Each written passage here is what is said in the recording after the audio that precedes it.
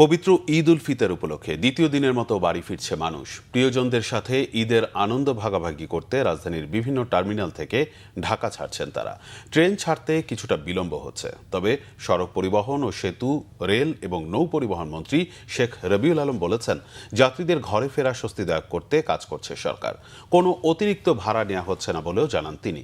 আরিফিন শানকে সাথে নিয়ে রিপোর্ট করছেন ইমরুল কায়েস। ঈদযাত্রার দ্বিতীয় দিনে ভোর থেকেই ঢাকা ছাড়ছেন সাধারণ মানুষ। পরিবার পরিজন, আত্মীয় স্বজনের সাথে ঈদ আনন্দ ভাগাভাগি করতে চান তারা, তাই নারীর টানে এই যাত্রা। আসন্ন ঈদ উল ফিতর উপলক্ষে 10 দিন পূর্বে টিকিট কেটে এই যাত্রায় অংশ নিয়েছেন যাত্রীরা। জীবিকার প্রয়োজনে কর্তাদের ঢাকা থাকতে হলেও অন্য সদস্যদের ঘরমুখ যাত্রায় এগিয়ে দিতে যান তারা। এখনো ছুটি নিন, আমার পরিবারকে আমি দিতে আসছি, মূলত পরিবারের সবাই যাবে, আমি আরো 2 দিন পরে সরাসরি যাবো আর কি। বাড়ি ঈদের উপলক্ষে যাচ্ছি, তারপরে একটু পারিবারিকভাবে একটু কাজ ছিল, এই জন্য আগে যাচ্ছি। আলহামদুলিল্লাহ, অনেক ভালো লাগতেছে। আমরা গ্রামের বাড়িতে যাচ্ছি।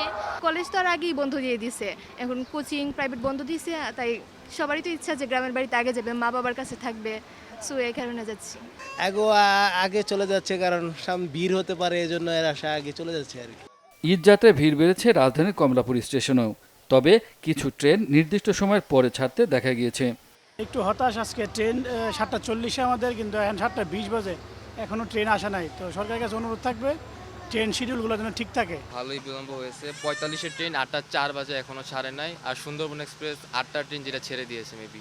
এদিকে সড়ক পরিবহন ও সেতুমন্ত্রী শেখ রবিউল আলম বলেছেন, এখন পর্যন্ত ঈদযাত্রার কোনো সমস্যা হচ্ছে না, সরকার কঠোরভাবে সবকিছু মনিটর করছে।